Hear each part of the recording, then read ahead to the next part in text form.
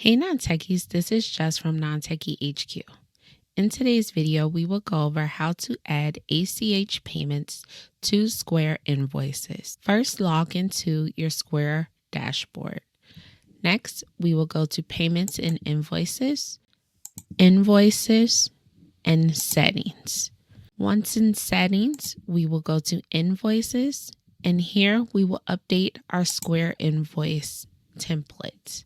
Next, we'll hit Edit, and here we will update the template for each of the invoices we will send going forward. So to the right, we will go to Accepted Payment Methods, and we will check ACH bank transfers. So this will allow our customers to pay with ACH bank transfers, which Square charges a 1.0% with a minimum of $1 per transaction.